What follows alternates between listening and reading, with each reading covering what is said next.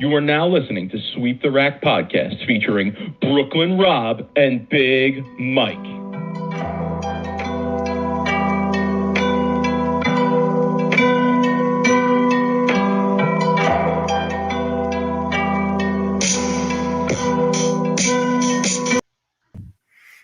Rob, what's good, homie? Mike, I did a lot of practicing on Sunday, so I'm ready to get this summer going, man. Get stuff rolling, some tournaments. So I'm pretty excited. Throwing the ball actually pretty good, man. Got the swing nice and loose. Bowling the USBC tournament in mid-May, so be a nice little warm up for the tat and whatever else I could try to find around this summer. So what's going on with you, man? How's everything? Well, hold on. A question. Yeah. Who you bowling USBCs with? And I didn't. To be clear, folks, I didn't get an invite. The same way I didn't get an invite to bet on the playoffs with Rob. Same way I didn't get an invite to anything. It's cool, I invite everybody to everything, but it's cool. But who you bowling with, Rob? Well, it's fortunate that I'm currently in Vegas because I could just kind of pop onto a team that needs one. And I saw that Chris Viali needed an amateur, and it happened to be where my brother actually is going to be bowling with me in doubles, so he's coming to bowl. So yeah, Mike, there wasn't even any room for you. Not like you would have flew out to Vegas anyway to bowl. Truthfully, I'm not good enough. I'm probably not good enough to bowl on that team. No, and the timing worked out well for me, just because it was too much pressure for me. Too much pressure for me. If I go to nationals, I want to go with I'd like to go with Bill, but I'd like to go with Bill and a local group of bowlers where we're just we're there to have fun, maybe be competitive, maybe put a number up here and there, but I'm not about that pressure out there. In due time, Matt Malzahn, okay? God, in due Matt, time. You want to open that can of worms up. Don't encourage Rob, okay, about getting all my shit about that. So Rob, we'll just be honest with the people. That's how we roll around here. We're actually waiting. We were going to get into Barstool out of the gate, but we're waiting for Randy to show up. And we didn't want to get into Barstool and then have Randy show up behind the scenes, and we have to wait 20 minutes to finish our Barstool conversation. So he might – who knows if he's going to show up. This is Sweep the Rack. You guys know, we're not operating on autopilot over here. So we will eventually get into the Barstool. He golfed today. I also want to give a shout out to Derek here. I saw him repping for us on the dumpster fire that is the USBC message boards, I believe it was. The gift that keeps on giving, Mike. It's not a dumpster fire; it's a gift. Yeah. So we'll see. We'll see what happens here. But so Rob, back to the USBC. So you're bowling with Chris Viali and his team. Yeah. You're bowling doubles with your brother. Do you know who your 5-man team is or no? No, I know a couple. I don't really know I don't recognize the names, but I know Chris. His team has finished in the top 10. I think the last 2 or 3 years. So they might have. Yeah, they might have look at you. Look at you, son. I'm just trying to shoot 600 and ride the piggy and ride the horse, to the promised land. Top 10, you better put up a number better than 600, dog. They're tough, man, out there. They're always tough in team event. But yeah, so I've been doing a lot of practicing. I got some balls coming. All staff hashtag. Got some balls coming. I'm drilling a Zen. I'm drilling a Obsession Tour. I'm gonna drill a Phase 2. So got a couple of pretty solid balls there. This guy, the best of the best. Listen to this guy. He's picking out all the recent gems. Man, somebody watches those ball review videos. Somebody's been paying attention. Yeah, so we'll see how I do, but been throwing the ball pretty well. Anyway, so yeah, I'm excited myself to get back to bowling. Right, I'm excited myself to get back to competing. Been doing a little practicing myself. Haven't drilled any balls. Certainly haven't gotten any free balls sent to me. Oh, actually, you know what? I lied. I didn't get free balls. See, this is the way I roll, people. When I get a hookup, you want to know what I do? I hook my people up. I don't even take the free balls for myself. I tell people who want to look me out, throw me this weight for this person over here because I got somebody I got to look out. So that's what I do. But yeah, I'm competing. Looking forward to getting back to competing. In fact, Greg Tack, former, we've had him on the show a couple times. Rob, he's running an event this weekend. Interesting event. It's 2 marathons, one Saturday, one Sunday. Each one is different. One is the frictionless marathon, and the second one is the friction marathon. So there's one marathon that's on a very long pattern with very little hook, and there is one marathon on a pattern that is very short and has a ton of hook. So I'm not going to be at that event this weekend. I don't feel like I'm sharp enough to really bowl an event right now. My practice sessions have been lackluster, I'll say. But yeah, I'm definitely looking forward to getting out there and competing. Do you know if you're bowling USBCs the same time Bill is? Because I think I know he's bowling soon. Bill's coming out here at the end of May. Okay. So he'll be out here by the end of May sometime. I know that because I hit him up and I offered him my place if he wanted to stay here, which might not be bad for him to come out here because, hey, like free bedroom. It's just me. So Okay. Anyway, no, but that would have been awesome. I would have loved to bowl same squad, honestly, because I'm not a big bracket guy anymore, Mike. I'm not going firing in $1,000 in brackets. I'll probably go in like $100 or $200 just to get a little bit of action in case I do pop a big one. You want to kind of have it pay off for you. But honestly, though, the last years in the team event, I've really struggled. Last year I bowled okay. I think I bowled like 630 or something. And then previous years I've struggled because they just hooked too much in the back of the lane for me. I could never get my ball. I have a hard time controlling that pattern. So that's why I drill a lot of early web tour, obsession tour type bowling balls, like phase 2, the little bit stronger the obsession tour, just to try to help me control the back of the lane. Because the doubles, the fresh, and the team of fresh, they hook a lot. And I know only 5 are bowling on a pair this year because of COVID. So it's going to be a little bit harder to have them carry down. It's going to take a little bit longer. But the good thing about bowling with Viali is they got a good strategy and a good plan in place, and we have a practice session on a Sunday, on like a team practice session. So, hey, look, just to get on a team, Mike, I was happy. Yeah, it's good stuff. Listen, I don't care about all your bowling ball nonsense and all that. Here's what I want to know: Are you planning on using the sweep the rack rosin bag? Oh yeah, absolutely. What are you kidding? kidding? Where's my sweep the rack rosin bag, yo? I keep forgetting to send it, man. This is dog shit. Seriously, get my rosin bag out here. I promise. Can you people believe this? Can you believe this? Okay. There's a lot of people out there that I've given to that he doesn't have. Here's my other question. Sure. Do you have enough rosin bags to give all your teammates sweep the rack rosin bags? Maybe we should put an order in. Should we put an order in and hand them out? I mean, it's a nice little token of, hey, you bowl with Rob, you get to sweep the rack rosin bag. It's sort of like Derek Jeter used to leave the gift basket for the women he would have stay over the next morning. I've heard that story. Rob does the same thing. You bowl an event with Rob and you get to sweep the rack rosin bag. You bowl on a pair with Rob. I'm going to send you a bunch too to give away to people. So okay.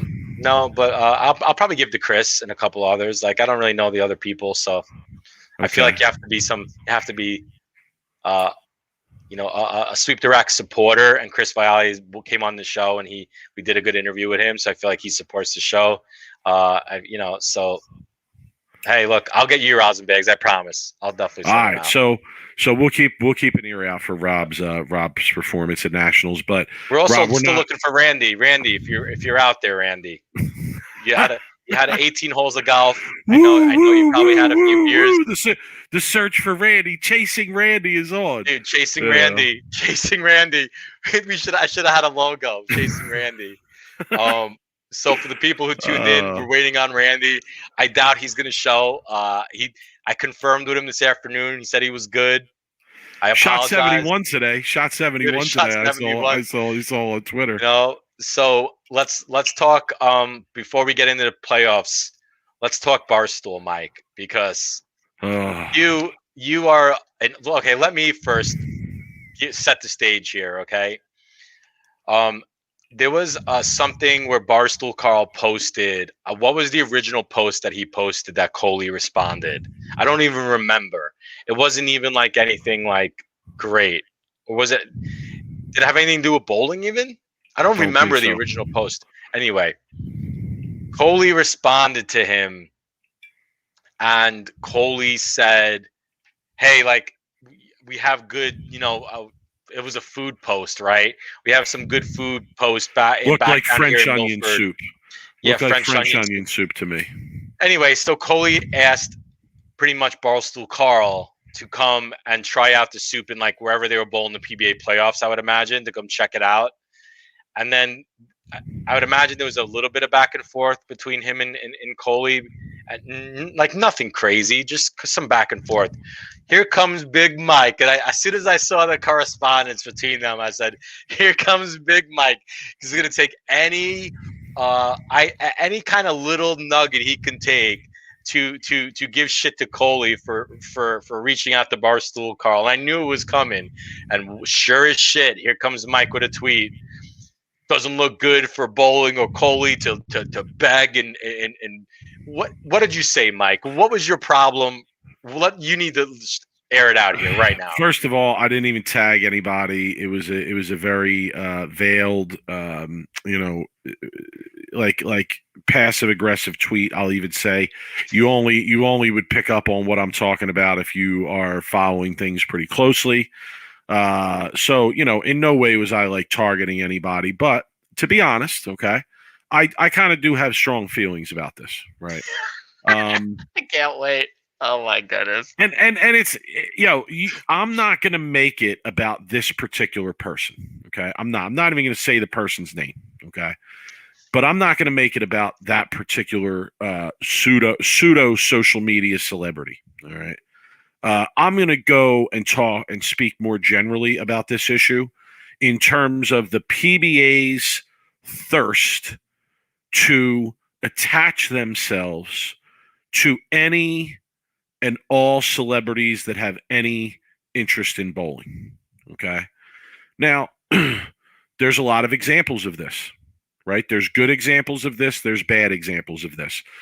If I give some good examples, talk about Mookie Betts. That's awesome. Mookie Betts' involvement in bowling and the level that he's involved and the way that he's involved, the fact that he bowled a 300 game in a PBA competition, in a real legit PBA competition, the fact that he really knows about the game, the fact that he holds a fundraiser with bowling involved, awesome. Can't say enough good about something like that, okay? On the other side, let's talk about, let me give a bad example, all right? Terrell Owens. Okay. Terrell Owens. Like for a while, Terrell Owens was the PBA's guy, right? And he was bowling PBA event. You bowled on a pair with him, didn't you? In the World Series, right? Yeah, I bowled 5 days with Terrell, by the way. It's Terrell Owens. Yeah, well. He corrected me when I said, hey Terrell, it's Terrell. I said, sorry, Terrell. So I'll just call you T.O. Is that cool? And he said, yeah. You just should have said Mr. Owens. But anyway, Jimmy agreed. Mookie, great partner for bowling. I can't even state that enough, right? 100%. If you want to thirst after anybody, thirst after him, okay? Because that's somebody who can move the needle, who really is a good partner for bowling. So something like that, I'm totally behind, right? Bad example would be Chio. Let me go back to the good side, Rob. Let me go back to the good side. Good side to me would be Chris Paul. Chris Paul Celebrity Invitational.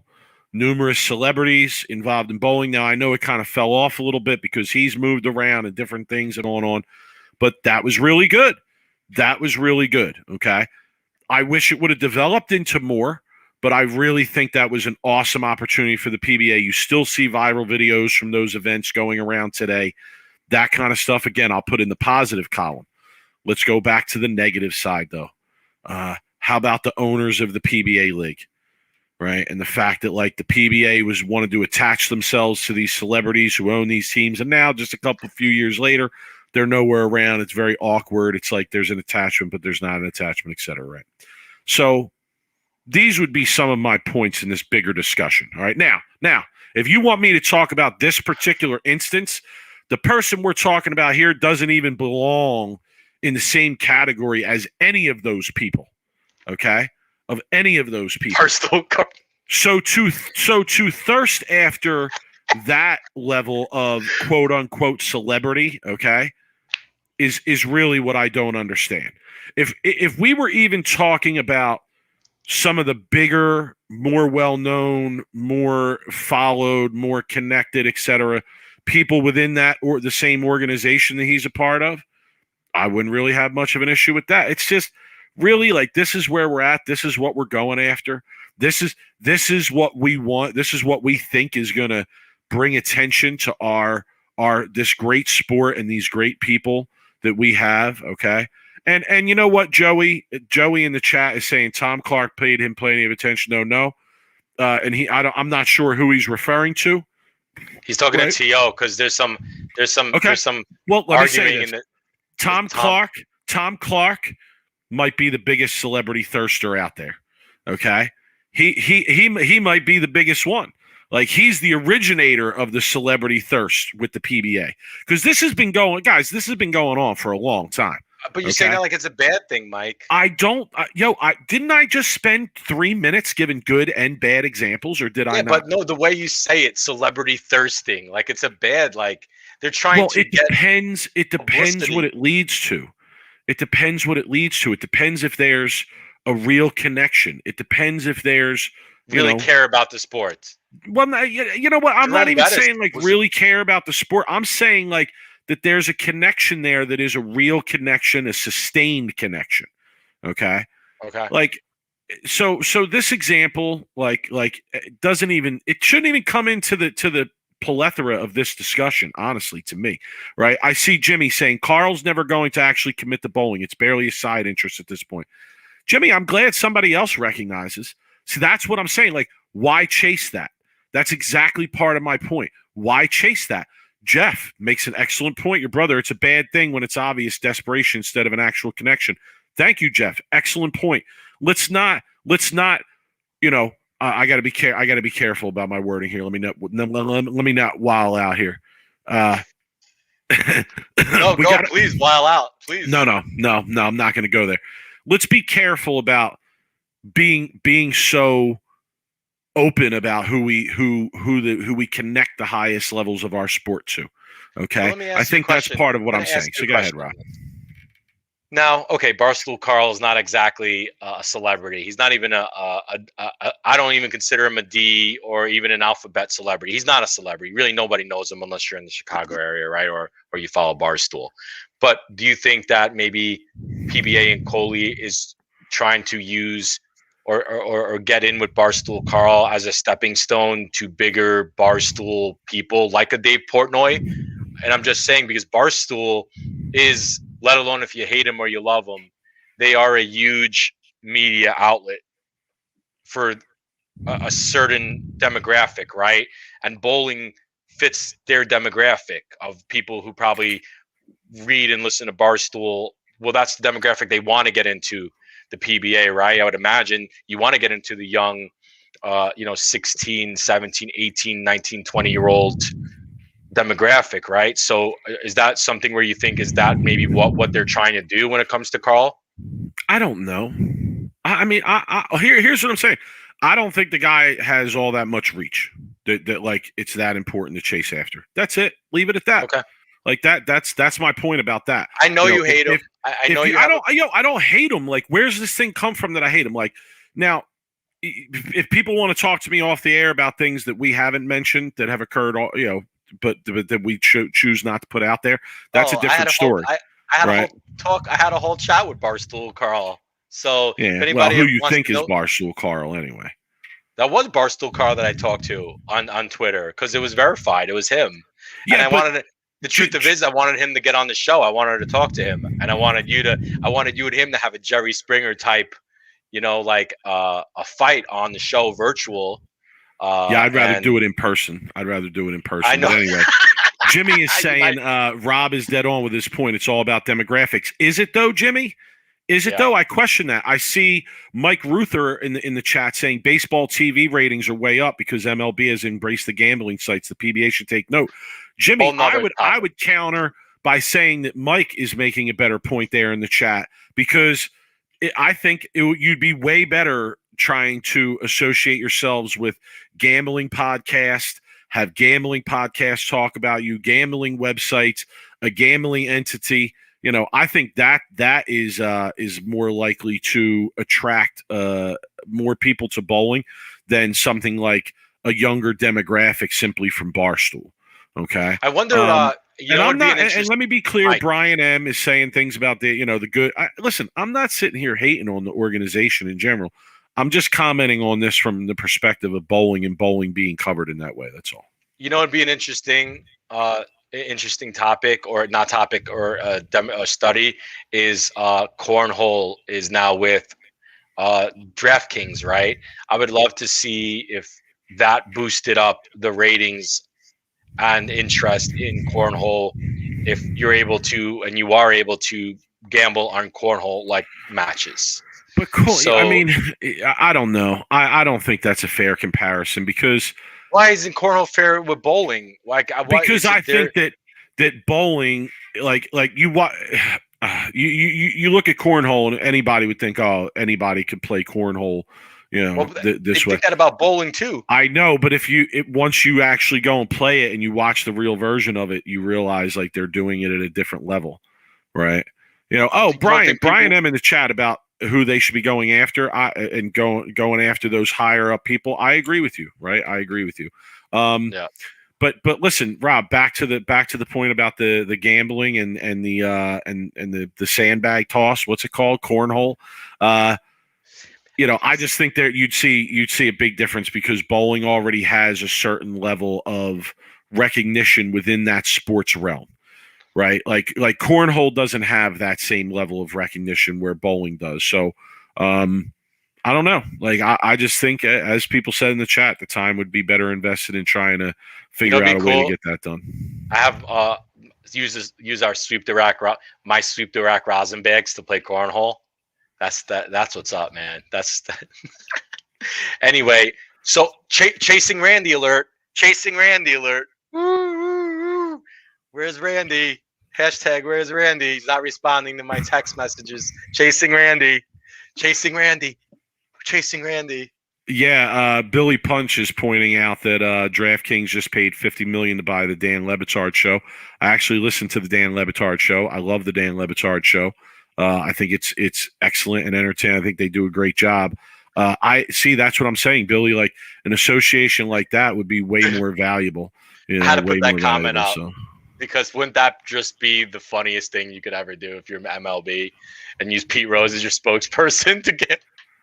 Right. God, would that be great? Right. Guy's on the Hall of Fame, but let's put him on a gambling website for the MLB. All right, enough. Let's move on. There's actual. Why does every topic of conversation go back to gambling on bowling? I feel like every time we talk about bowling, this goes back to gambling. We're such degenerates. That's why we just want to gamble on bowling. That's all we care about. It's true, and I think many people agree with this. I think bowling kind of sways that way, right? By the way, imagine if you were gambling on Bill this weekend and that finish of that match, which I know it's a transition into our PBA playoff review. But could you imagine if you would throw like $500 on Bill to win that match against Butchiff, and Butchiff gets up in a 10 frame and just needs to mark and he splits? Live betting in that. Imagine live betting in that match. For a mark. What odds you could have gotten on Bill to win the match? Bill to win the match in like the 8th frame. Okay, or the 7th frame, or even the 6th frame, the odds might have been better because he was down by quite a bit at that point, right? So shocking finish there, Rob. I mean, can we talk about Jacob Butcher for a second? Because this is now numerous times in a row that Yeah. he has not been able to close the deal. Right? He gets there, Talked about it last week. and he can't close the deal. I tell you, well, he said it himself too on Facebook or Twitter, one of them, that like he choked. I mean, he said it himself. I mean, it's not hard to. Had a great look, and he was using Mike reactive, and had a great look, and was proving all the doubters wrong that he could not win on TV with resin, and he's won with resin before on TV, but you know it's been a while since he has. And Mike, I'm not gonna lie, I was at the bar. It's the first time I had a drink in months, and we were watching bowling, and we got a little bit crazy at the bar. I'm not gonna lie, like people were looking at us like we were crazy. We were yelling for bowling, and here we are, high-fiving, walking around. I mean, look, like Bill's our boy, man, and I'm gonna root for him against anybody out there on tour. And what a great match, though. I mean, finishing was awesome. It was. Oh, I mean, it was the format is great. Anytime you see a shocking ending on a, I'm going to say it, on a choke like that. It was a choke. It was a bad shot. It was a split. It was the worst timing. So I think it's always interesting to see one of those swings. Now when you sprinkle into it that we have a personal rooting interest, right? It makes it even more interesting or more back and forth. But so Bill wins the match. Perfect setup, perfect transition here. Bill wins the match. Okay, so Frankie Lavoie, we'll talk about that match in a minute. He wins his first round match, so they are going to face each other in the second round. Now, Rob, in full disclosure, a lot of these matches have already taken place. Okay, I'm sure if we really wanted to find out the information, we probably could. We're not digging for the information, so we don't know it. But yes, there has been a bet arranged. Okay, there has been a bet arranged between myself and Stu of Beef and Barnsey and PBA fame.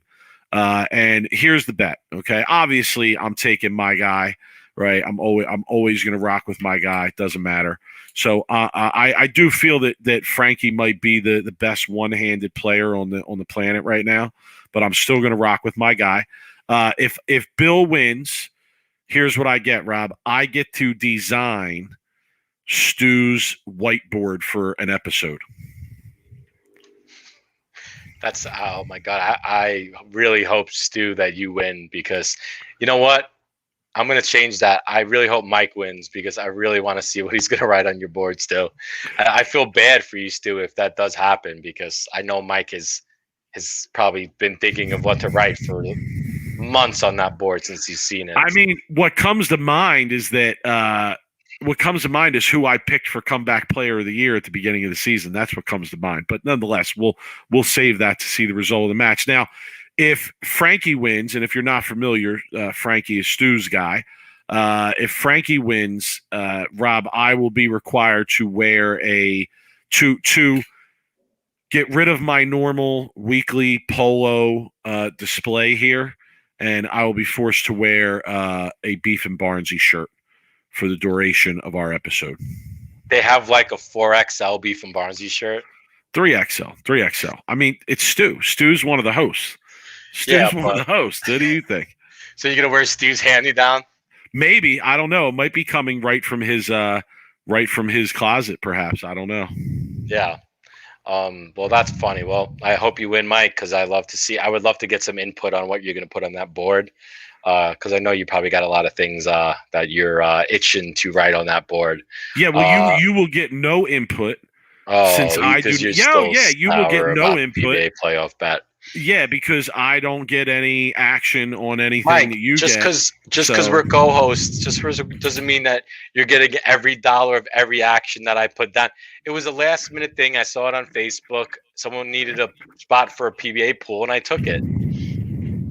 So I mean, look, like, well, like when there's betting in New Jersey, and I wake up and I look at it, the first thing I do is text everyone, and even when there's a low minimum bet, I still give you action on it. So that's okay. Dude, You lost anyway. Brings us to our next match. We'll discuss the next perfect match. transition. Perfect transition. You lost because you had Simo in your pool, right? You picked Simo. I don't know, man. I don't know. Like so much to talk about. Yeah, I'm so disappointed that Randy stiffed us because there's so much to talk about. Like we were having him on to ask him like, what's with calling Simo privileged? Like I really want to know what he means by that. Obviously, I think he was referring to or using that word in a bowling manner, right? No, this is what he meant. Okay, he didn't mean like privilege and like he didn't show up, privilege. so we're gonna tell you what he meant. Okay, I know what he meant, and I hope he meant he wanted that Anthony should be grateful that there's a PBA tour for him to bowl on. That's what he was really trying to say. Grateful was probably the word he was looking to say. Privileged, I don't think he used the right word when he said privilege, because privilege to me, is growing up fortunate, growing up, where your parents have money, growing up where you don't have to work, being privileged. Look, is being fortunate, right? In your upbringing, and we know just through Simo's documentary that is as far as not the case, right? He was saying that he should be grateful that there's a PBA tour for him to bowl on. Now, that being said, I think Randy was hard on him. I think he was, because look, how many pros and PBA pros in the past, Mike, have had blow-ups on TV worse than Simo did? Marshall Holman kicking foul lights. Randy himself, I remember, had an incident. I went and looked it up on YouTube today. He had an incident where it was against Norm Duke. It was I don't know the specifics of it, but somebody in the crowd interrupted him, and he stopped and he pointed the guy out, and then he missed on the second shot, and right away he pointed into the crowd and started yelling at the guy. So listen, honestly, I don't want to hear it. I don't want to hear it. Pete Weber is famous for acting out on TV.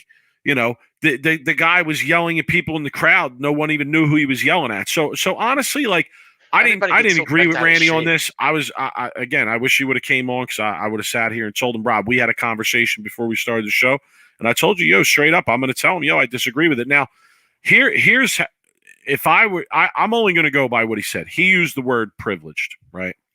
So, the only way I took that, or the way I understood that, was saying in a sense like Simonson is someone who from a very young age has competed at an ultra high level and has really high expectations of the competitive environments that he's in, right? And if those competitive environments aren't perfect, he then feels that that something's wrong, right? Or that it should be corrected in some way, or that's a problem.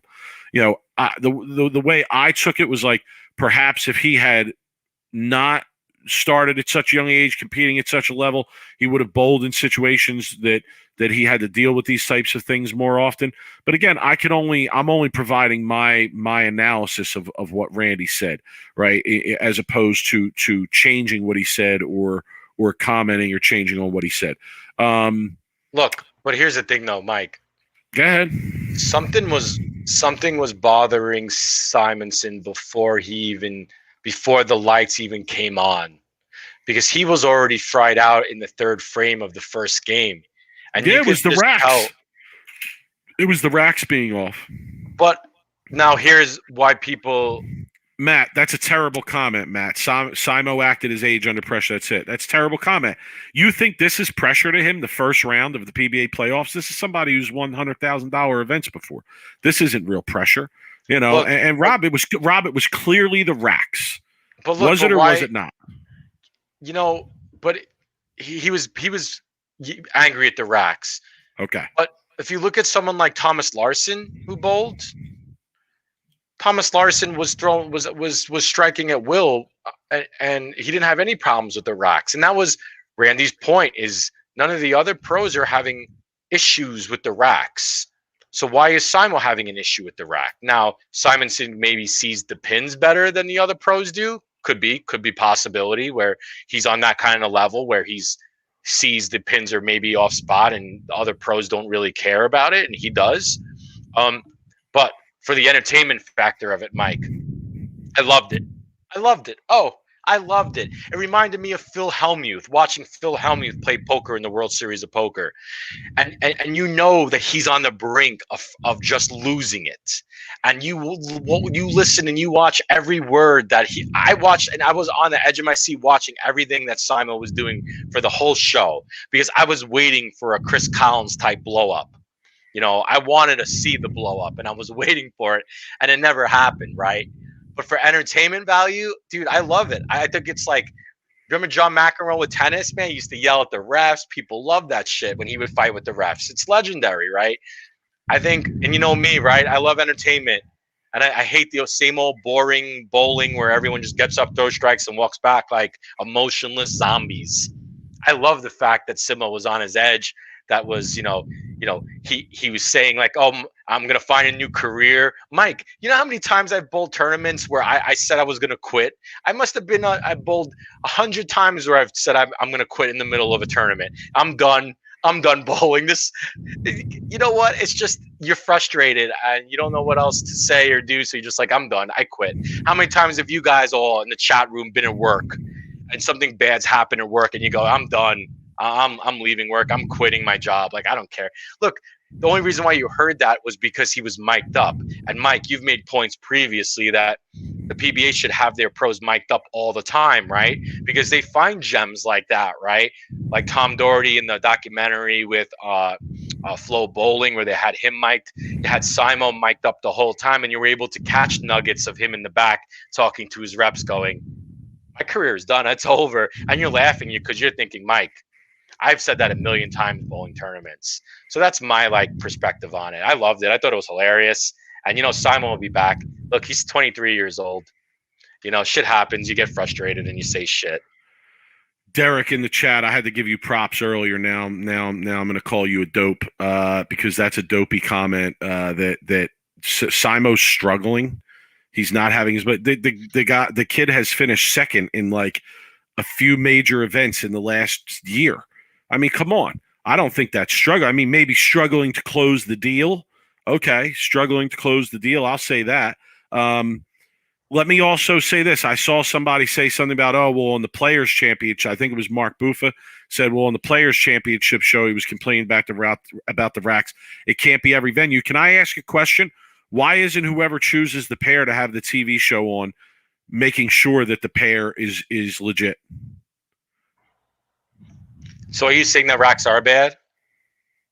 I'll take his word that the racks are bad. Even Thomas Larson said the racks were bad. Okay. Yeah, I think. Look, I think there's more to this. Answer my question though. Answer my question seriously. This is a real question that I want to hear your answer on. Okay. Why shouldn't more care be taken to choose a pair where it's perfect? Because no pair is ever going to be perfect, because that's bowling. No pins are ever going to get set up the same way every time, Mike. You can get it close. Not perfect. That's the beautiful thing about bowling. All right, but the racks are never perfect. It's like baseball. There's human error, even though the machines are putting the pins out. The racks are never going to be the same. All right, but within a certain deviation, right? And you understand what I'm talking about here, okay? And I'll also say that, we're talking about professionals here, okay? We're talking about the highest level of the sport. I think in any other sport, like for instance, if the goalposts were off a little bit in an NFL football game, everybody would have a major problem with that. What about baseball with umps? Baseball, they make human error all the time. Everybody have a major problem with that. People are calling for them to use electronic umpiring because people are so pissed off about it. That's what makes the sport so great. When an ump misses a call and then the umpire and then the coach comes out of the dugout and they start yelling at each other and he builds sandcastles on the plate and he kicks dirt on them. That's what makes baseball fun because that's what makes it entertaining. Mark Buffa, great question. I'm glad you said it. He said, is this a problem being in Bolero centers? Now, let me say, guys, come on. Yeah, and some of you are going to think I'm wild for what I'm about to say. I don't care. I don't care. I'm going to say it anyway. Tonight, Mike. I'm going to say it anyway. Where's All right? Randy? We need Randy. I'm on one Chase tonight. Randy. Where is Randy? Damn it. So, hey guys, have we all bowled in Bolero centers? Do we all understand the reputation of the care, the level of care that they put into their centers? Rob, are you going to back me up on this, or are you going to act like I'm making this up? I normally don't bowl at Bolero centers because I don't want to pay $9.50 a game. But Okay, no, I but don't. you I haven't bowled understand where I'm coming from, I right? understand what you're saying, right? I understand. I get what you're saying about Okay. the competitive. So, I'm taking so care like, of the integrity of their competitive bowling centers. you can't expect, right? You can't expect professionals who compete at the highest level, who go to some of the nicest and best and most well-maintained bowling centers in the country, okay? Yes. To show up. Hold on. To show up. Stu. And he's right. Stu, 100, I agree with you. It's part of crazy. the game, though. It is. No, it's not. It's not part of the game. The racks should be within a certain deviation that they're acceptable, and that's it. If they're not, get it fixed. Now, here's my point. Here's what I'm going to say that people might think I'm crazy, but I'm going to say it anyway, okay? I think the PBA should have their own mechanic. The PBA has a lane man, but the PBA doesn't have a mechanic on staff, okay?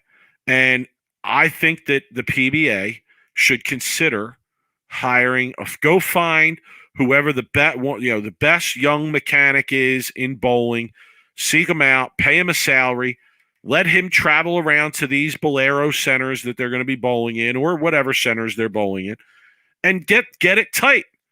Get it tight before the tournament is run. Okay? Why don't they hire Simo to be the mechanic / bowler? Conflict of interest there, I think. He can go back and fix his own lane when they break. Why do you have a lane man, right, who's responsible for running the lanes, et cetera, but you don't have a mechanic who goes in and makes sure that the approaches are good, make sure that everything's clean, make sure the machines are running well, knows what pairs have issues and which don't, and communicate with that person so that when you get to the TV show, you're not bowling on a pair that has constant bad racks. And then let's go to the point that they limit how many re-racks these professionals can have. Okay, so you use your 2 re-racks. Now it's set in a bad rack. You feel you can't re-rack. Why do they have to do that? Why can't they let the guy re-rack? It takes 10 seconds to re-rack. It cannot be that much of a time issue that they have to limit the re-racks, right? So, listen, I'm not saying that. Here's what I'll say about Simo and his mindset, okay? At a certain point, you got to get over it. At a certain point, you got to put all that stuff aside and get over it and just go out and kill people like you were doing previously, right? Now, I disagree with the person who said he hasn't been very successful. He's finished second in numerous major events over the last year. I think he's still an every week threat. Okay. A lot of people consider him the most versatile player out there, which means you're always going to be a threat. So I totally disagree with that. But I will say that it's concerning that the impact of it is that great on his mental aspect of what he's doing out there. I'm willing to write this one off because, like you said, Rob, he's young. We've all gone through this. Most of us go through this when we're not on bowling on TV. Let's be clear about that. Okay. You want to talk about PBA players throwing hissy fits? Stu's here in the chat. I'm sure we could get some stories about PBA players throwing hissy fits. You know what drives me crazy, though, Mike? The difference is he's doing it on TV for everybody to see, okay? Yep. And I kind of agree with him about the playing environment. I'm willing to give him that. I'm willing to write it off. But, yeah, at a certain point, you got to put it behind you. You got to start killing people again. Okay, last point on this, and then we'll move on. You know what drives me crazy, though, is reading – the internet and social media and the message boards and these hypocritical people who bitch about everything in their home leagues. That famous shirt that you used to buy when you were young that said like 100 excuses of bowling. My thumb, swelled up and the approaches were sticky and all kinds of bullshit. And these are the same people that are going on and calling out Simo for complaining about or talking about the approaches, or I'm sorry, the racks, right? So like, I think people are so used to the pros, like guys like, and I'm giving an example, guys like Walter Ray, Parker Bone, right? Old school players, Even some of our generation guys who will never ever say anything about like the pins being offset, and they're just not used to that fire, Mike. And there's a lot of old school traditionalist fans out there who, if something is different than what they're normally used to seeing, they get all crazy and they get offended because we're in that offensive type generation now, Mike, where if Anthony complains about the rocks, everyone, gets all butthurt about it. So it's the professional level of the game. They're allowed to have high expectations for the field they're competing on. I don't think that's wild. I really believe that, if a regional or something went to some crappy center that everything was a mess, even the regional guys wouldn't want to bowl there, bowl in it, or go back there. So listen, people who think it's just complaining, you just don't understand. You don't understand that level of the game. Would be my response to that. But he did take himself out of the whole show mentally. He did. Yeah, but Rob, they had practice the day before. They had practice the day of the show. I'm sure he knew what was going out there, right? I'm sure he knew what was going on out there. So, like, everyone know how it is. It's like being at the fifth game in a tournament and you see what's happening already, and the same thing's happening. You're frying out. We all been there, right? Jimmy says it seems easy for them to hire a mechanic. Yeah, I know. I'm giving him another good idea, Jimmy. It's money. Right? It's money. It's never easy when you have to pay a mechanic probably, $70,000 a year, and then you have to pay his expenses, travel expenses. Listen, I bowl in a Bolero center. Okay, I bowl league in a Bolero center. I never see the mechanic in the back. I'll tell you where the mechanic is. Every time we need something, the mechanic's at the desk hanging out, snack bar hanging out. Dude, and I think to myself, like, yo, what the hell? Ain't there any work to do around here? Aren't they ever in the back, like, fixing something? There was a room back in old Gil Hodges Lanes in Brooklyn where the mechanics would just sit there and sleep. And they would watch TV. They do much more than sleep back there, my man. Let me tell you. We could tell stories about it. That would be great, about the funniest mechanic stories, man. Oh, my God. Rob, we've said it before. Mechanics, or bowling alley mechanics, they're just a different breed, yo. Dude, characters. They are. Mechanics and the porters, the people who clean the bowling centers. No, it's the mechanics, bro. If you are willing to some of the porters I know. If you are willing to poop in a box, come on. You didn't know some of the porters that I knew, man. You're a special kind of person, Dude, so. I'm telling you, the mechanics and the porters where I grew up, dude, craziest shit, man. People that I could tell stories about some of the wildest shit, man, that they would fix. Anyway, enough about that. Yeah, so like when I see that about the mechanics always being up front, I think to myself, yeah, clearly, like, they're not spending the majority of their free time maintaining the machines or anything like that. So, listen, that's just my suggestion. All right, Rob, we're going to keep it moving. We want to give a shit. PWBA started their season, Rob. Started their season. And shouts to the women. Shouts to Rob. We say this multiple times. We got to do a better job, yo. Oh, with the women? Yeah, we do. We got to do a better job of covering what's going on. We don't own a Bowl TV that's subscription. I know. Chad, I know. Hopefully, Chad, come Murphy on, man. could give us a Bowl TV subscription. You got the email, right? Come on. We don't want to pay the money. Come on, man. We're cheap, dude. He's cheap. I don't have it. He's cheap. Dude, I do not have it. I'm not cheap at all. I would splurge on it if I could. I just have too many subscriptions to too many things, honestly. It's not just bowling related. Shout out to a previous guest, Kelly Kulik, for finishing third.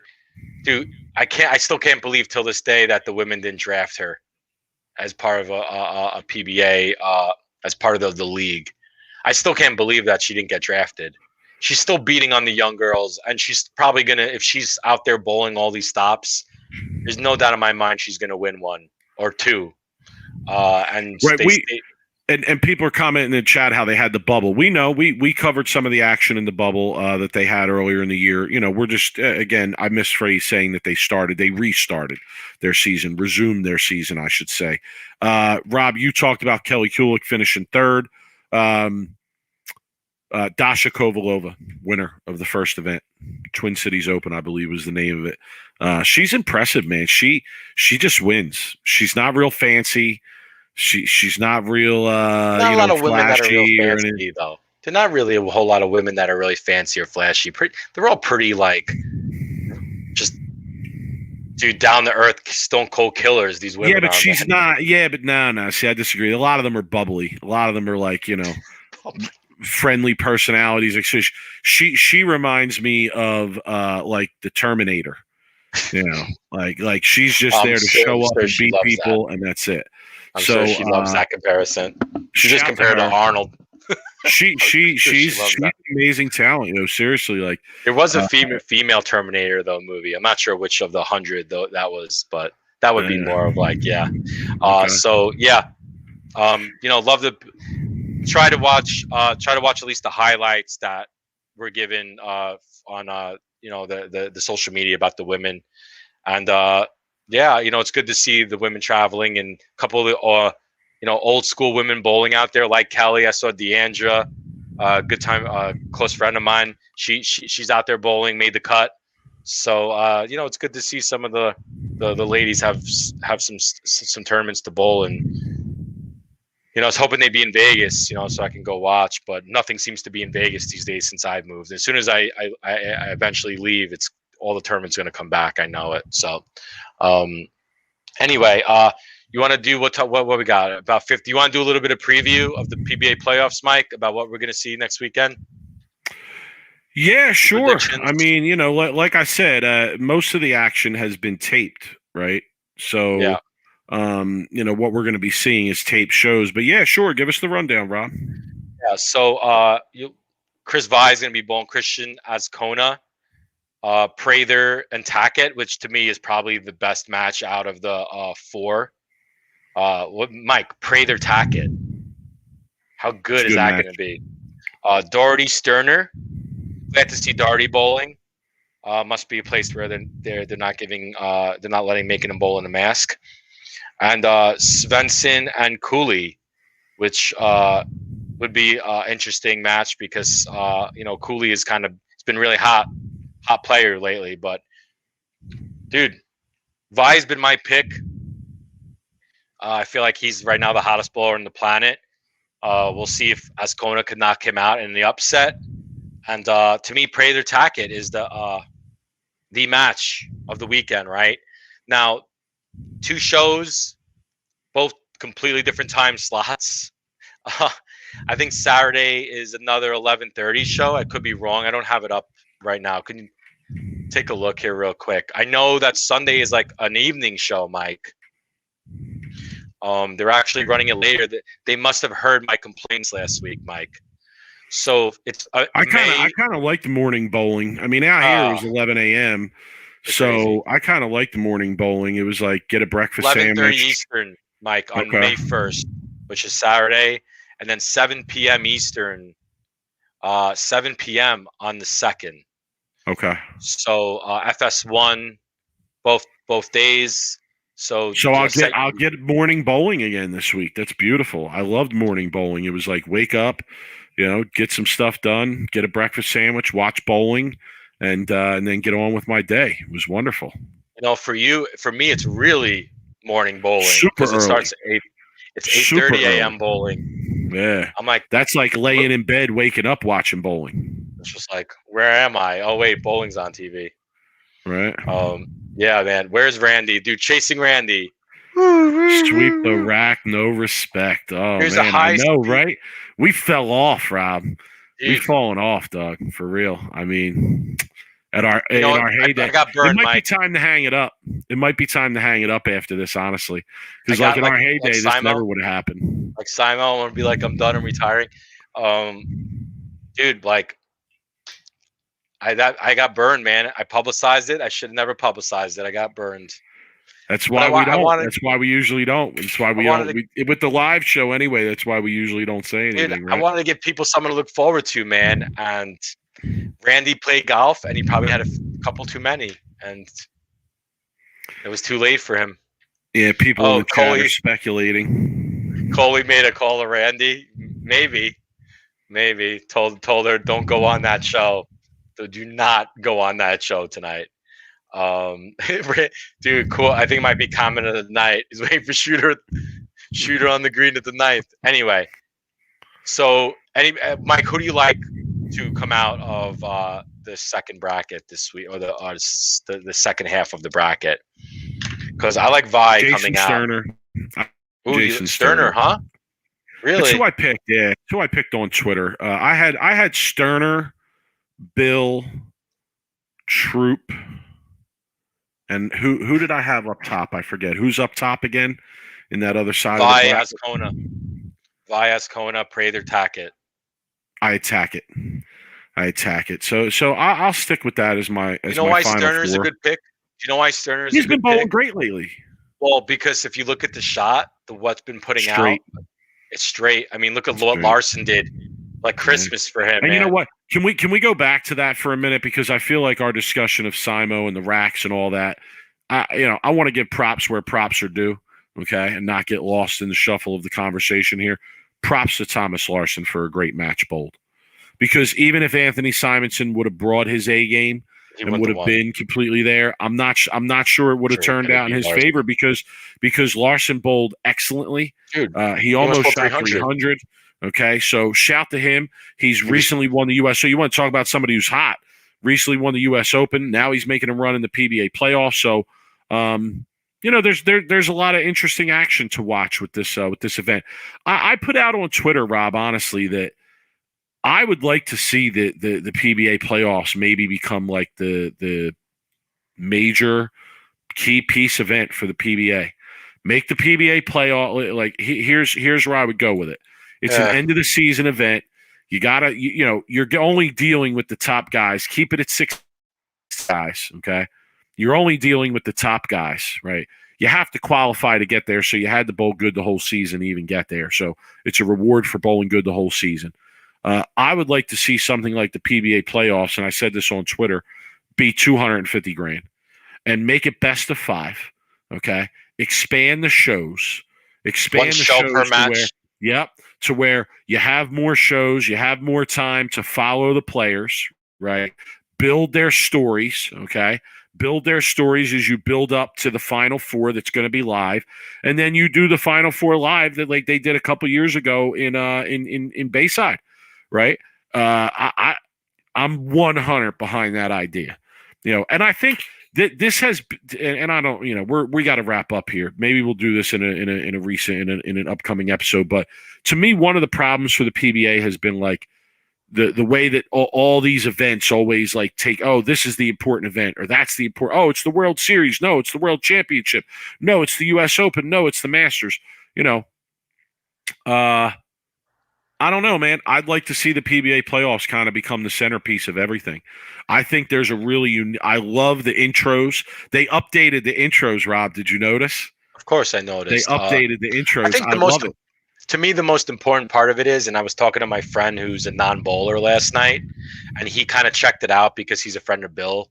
And he said to me, hey, like, it's easy for me to follow along because everybody in the sports world knows what a bracket and how a bracket works. Right.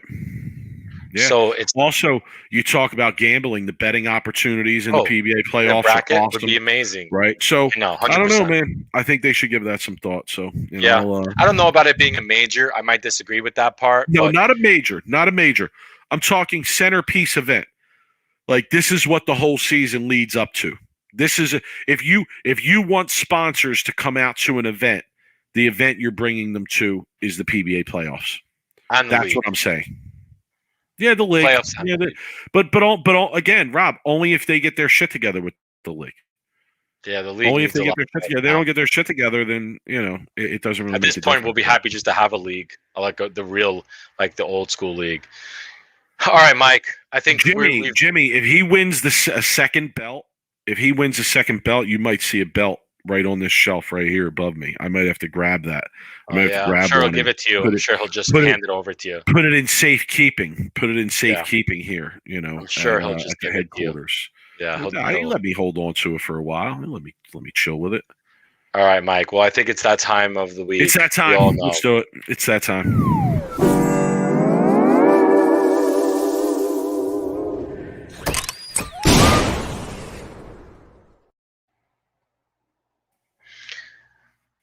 All right, well, Mayan's easy. Mayan's easy. Everybody knows what Mayan is this week. Jeff called it as soon as he saw me ranting on Twitter.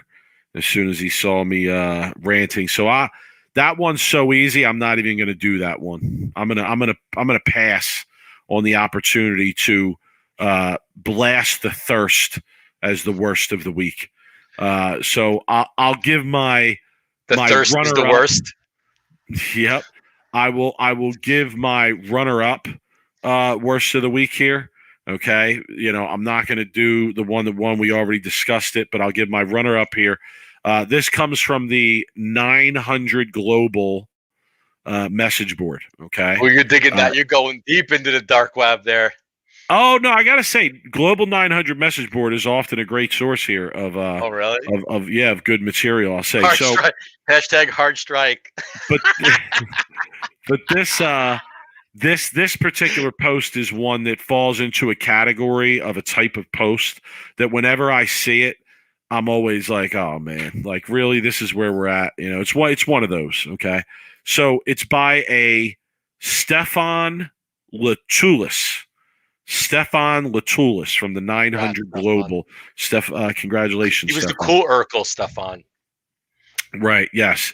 He says the following. Finally got my two-handed 300, and boy, was it tough to pull off. Had to use two different balls, one on each lane. Used my 900 Globe Money Badger Pearl on one lane and my Storm High Road X on the other. Okay. It's those posts that people say, finally got my 300. Like, do people not realize that that in a time in bowling, there was a time where almost everyone bowled their entire career. They probably bowled 4 or 5 nights a week, 3 games a night, and never had a 300. Now I mean, do people realize that? Like, now it's to a point where it's like, oh, I finally got it. Like, everyone's entitled to a 300 at some point. It's just some have to wait longer than others. Should we change the cliche to death, taxes, and a 300? Okay. It's just crazy. And you want to know something? Bowling in my sport league, I think I've been bowling in that league for probably almost 10 years now, I would say. Okay. I think I've seen maybe 3 perfect games. Maybe. Might be 2. Okay. Couple 290-somethings, right? Front 11s, etc. Not that many 300s, man. Not that many 300s. And then it becomes something special again. Okay? So let's bring it back to that. I don't want to see these posts anymore about finally got my 300. Not everybody's entitled to a 300. I know it seems that way because they're so easy, but that's not actually the case. They're not going anywhere, Mike. So you get used to the finally had a 300 post because trust me, people are going to be fig jamming until the end of the internet. Can I say something? Can I interrupt for 1 second? I know I never asked, but I'm going to ask in this regard. I saw this technology this weekend. I think it was advertised on the PBA show. I'm pretty sure. Maybe it was on the show itself, but where they like put high definition graphics on the lane. Okay. Like there were actually like high definition graphics on the lane. Right. So, what if I thought about this, right? Rob, you think of video games, okay? You know how at the beginning of most video games you can choose like an easy level, medium level, hard level, right? Yeah. What if in bowling we tried to apply that way of thinking to bowling? Where like we use those graphic projectors that can project graphics on the lane. And if you're bowling on a house pattern, the lane it says easy on it. Easy keeps popping up on the lane. Easy level keeps popping up on the lane. After every frame, easy level comes down the lane. So everyone sees, oh, that person, look at, they're bowling on the easy level, or medium level comes up, or high level, expert level comes up on the lane. And then people will be like, oh man, that guy's bowling on expert level. Do you see what he's doing? And then people that would walk in the bowl would be like, well, what's the difference between easy level and expert level? And you'd be like, oh, well, the lanes are a lot harder. It's harder to throw a strike and get the ball to strike. I mean, and Mark Buffa in the chat, didn't USBC try that with red, white, blue? Yeah, but the problem was, Mark, no one could tell what was what, right? I'm talking like actually, listen, visualize this with me, Mark. I'm talking about actually having the words easy level scroll down the lane while the person is bowling. Like, person goes up, person throws a strike. Okay, Mark, you ready for this? Person goes up, person throws a strike. Graphic pops up on the screen, whatever the strike graphic is, and then down the center of the lane, it lights up green and it says easy level. Easy level scrolls down the lane. Okay. Dude, that's hilarious. I like that idea though. That's good. I could just see it not on the lane, but I could see like on top of where like the pin setter is. Like, there's always something above it. And like it would just say easy, like it'd be easy, tough, or easy expert. Like, and that's pretty good. And I say that because like it transitions that video game way of thinking, right? Right. Into it's a good bowling, idea, Mike. Right. It is a good idea. And then it also makes it so that all the people that are bowling on and listen, honest to God, don't you think it might work like this, where it's like once somebody bowls a 300 on the easy level, now it's like a video game. You beat it on the easy level, now you got to go to the medium level and try and beat it on the medium level, right? And then once you beat the medium level, you got to go beat it on the hard level. Yeah, right? like there'll be 100 people waiting for the easy lane, and then like one person bowling on the expert lane. Yeah, I mean that's what it is, man. Anyway, honestly, I think I just came up with a remarkable idea, but it's a great idea, but the proprietors would never do it because they're proprietors. And but see, that's the foolishness of it, because doing something like that might actually drive more people to bowl more. Maybe it's a possibility, Mike. It's not a bad idea. Kind of like Top Golf, like, right? You got the easy holes that are green, and then the hard holes where they're red. And it's pretty. If you hit a hard hole that's red, people are like, oh my god, you gotta. I get it. It's the basic way of thinking, but it makes a sport where people don't understand it more transparent, right, to people. That's what you're trying to do. I like that idea a lot, Mike. I'll talk to Chad Murphy. I'll call him this week. I haven't talked to him this week, so I might have to give him a call. Okay, back to worst of the week, because that was a great tangent. Such a name dropper. That was a great tangent, Mike. But it's still worst of the week. And this goes to the gift that keeps on giving, the USBC Bowlers Discussion Forum. People call it a train wreck. I don't. I call it a gift. My congrats to Jason Bowser for your comment on the USBC message board. So I bowl in a league and have never missed a night. The first half or so of the year, I bowled left-handed. We had time off due to COVID. When we came back, I switched to right-handed and now have the high scratch series. But they say it don't count because I didn't bowl 2/3 of the season right-handed. Opinions? First off, is that even allowed? I don't think you could switch hands mid-season, because you essentially have to establish average, lefty and righty. So you can't, because if I bowl the first half of the year lefty and average 130, and then switch in the back half of the season to right-handed and average 230, you can't do that, or else that's just ridiculous. I mean, I'm not like talking out of line here, right? So I don't know what this guy was doing or how he was allowed to do that. But unless he established an average lefty and then established an average righty, but I don't know. It's just such an out there post that I just kind of was like, what the hell is this? I mean, this post to me boils down to like $50 probably. So I honestly, I couldn't give a shit less. Like, I know, but it's probably bad though, right? A $50 prize or something. It's a bad post, right? I don't know. I mean, I think everybody involved is just petty. The people that are complaining are petty. The person who wants to win instead of this guy is petty. This dude's petty because it's like, well, you switched hands, so you set yourself up for it. Did you see the PBA spare of the game? What, the 2-8? No, Kyle made a 2-8. He was down like, I think it was Kyle, and he was down like 50 pins, and they called that the spare of the game, and he was down 50 pins. And my brother, he tagged me. He's like, dude, look, spare of the game. He's down 50. I was laughing. I was like, Jesus. I was like, they got to get their sponsor in, right? Like, they just picked any spare regardless.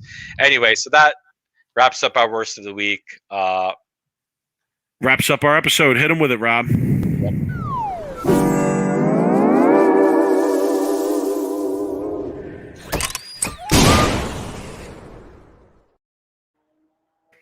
I know what the title of this episode is going to be. Yeah, where's Chasing Randy? Yeah, we got stood up. Or the worst is the thirst of the worst, or the worst of the thirst. No, definitely Chasing Randy. Where is Randy? Where are you? Hey, if you guys are on Twitter, please tweet Randy and ask him just where's Randy, and just tweet him, dude. Please, that'll be hilarious because he's gonna know exactly what we're talking about. Anyway, final thoughts, Mike. I'm so sick and tired of people bitching on the internet about like shit that happens in bowling that is out of the ordinary. And I talked about it a little bit earlier because Simo complains, or he's talking about his pins being offset or whatever it is, re-racks, and then people get up and it's just a million people bitching about it. Like, dude, like, suck it up, people. Seriously. Like, God, it just pisses me off when everybody just wants to bitch and complain about everything that these guys are doing on TV. Like, anytime a bowler shows any kind of emotion or any kind of like something that isn't just him being a robot and going up and throwing a shot and coming back and not showing any emotion, people get all bent out of shape. Seriously. Like, it just needs to stop. Like, I hate it. You want to talk about stuff you hate on the internet? I hate that. My final thought is, better playing environment for the professional level. It's my thought. It's my final thought. And I understand it. I do. I get it. Like, Rob, growing up, you and I know we had experiences bowling in some absolute dumps. Oh, dumps. So I bowled in dumps. Okay, dumps, right? Like in high school, we bowled in this place, Saint Monica's, and it was a church basement. It had above ground ball. I mean, it was just wild. Yeah. Boulevard lanes, above ground ball returns, crazy. So wood lanes too, with above ground ball returns. So like, I get it, man. I get it. Once when I went up to so like, I grew up in Philly and bowled at a place like Boulevard Lanes that had above ground ball returns and wood lanes. Thunderbird Lanes didn't have ground ball returns, but had wood lanes, old beat up wood lanes.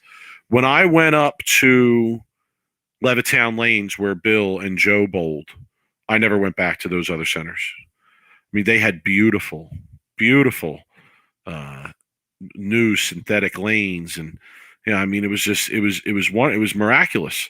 So yeah, like, I understand what it's like to go and like play in a perfect environment, or in what you feel like is a perfect environment, and then kind of have to go back to an environment that you feel is not that great.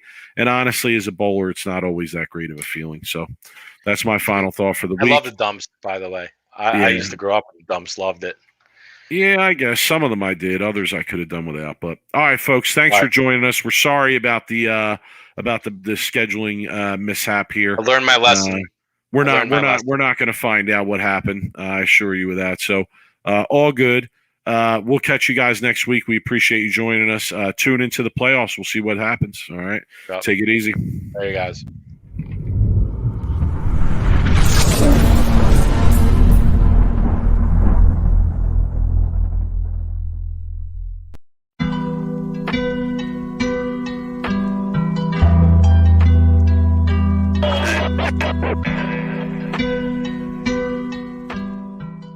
You are now listening to Sweep the Rack podcast featuring Brooklyn Rob and Big Mike.